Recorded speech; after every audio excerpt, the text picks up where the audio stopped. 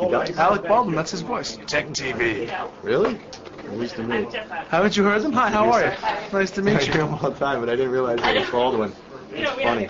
Baldwin's the king of the voiceovers. All right.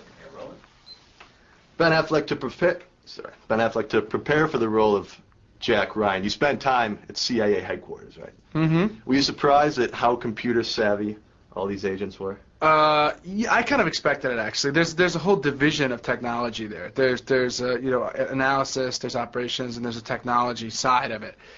And I assumed, the NSA is what people really think of as being the tech spy agency. But there's just no conducting and compiling and trying to acquire all this information without the use of technology. In fact, one of the things I was really interested in was the ways in which they must have had to develop proprietary technology, their own in-house, obviously IT guys, mm-hmm. and not only that, but hardware, developers and so on and so forth, because they have to have their own systems that no one else can know about. So you'd have to be like an inside the CIA computer guy sort of for life. And that, in fact, was borne out. Although what was really interesting was that also they have this like sitting around. Most of the time, a lot of what these analysts did was sit around and surf the web and look at like stuff about Russia or like look for stuff, use the internet. It became a really valuable intelligence gathering tool for them. And they all have two computers in their offices. One has labels all over it that says like, connected to the internet, nothing confidential, because they have to be able to tell. And then they have another one that's connected to their internal mainframe, where they get sent data, like if you're flagged, say you're in,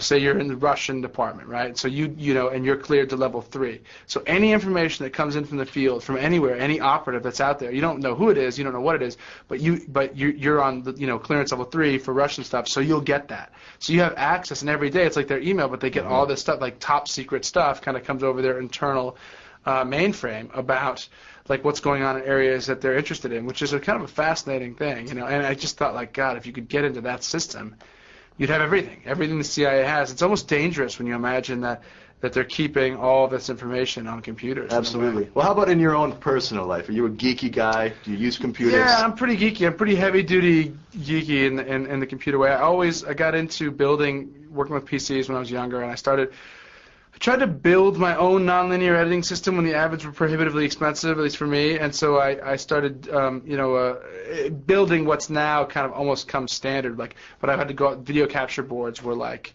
highly, specialized thing. I put that in an audio capture board I had to put on board, and had to jack it full of RAM and try to get these really fast, ultra-wide, SCSI 2 drives and stuff. So clearly, you know what you're talking about here. Yeah, sure. You're a pretty nerdy guy. Yeah, pretty nerdy. Do you still toy around with them? You still all the time? Yeah. In fact, that's what I sort of spend all my money on. Really? It's like computers and like I do photo, digital imaging. I have a Fujix Pictography 4000 photo printer, and I have the Epson 10,000, and I have some really good, and I have some high-end machines, and I have an Avid, and I have a digital projector for the Avid. So that's mostly what I spend my free time doing, and playing video games. You play a lot of video games? Yeah. What's your favorite one? Oh, right now I'm a beta tester for a game called Warcraft 3, which is a pretty good game. Yeah. And I play like all the StarCraft, Warcraft games originally, and what else on the platform stuff, like Grand Theft Auto is pretty good. The Spider-Man game is good. That just came out for the Spider-Man movie. That's a pretty good game, actually. It's a PS2 game, I think. But so yeah, obviously I keep busy with the video games. Of all the tech gadgets that you've gotten, obviously you own a lot of them. I mean, technology sort of saved the world in some of our favors. What's the one thing that saves the world for you? What can't you live without? Probably just it's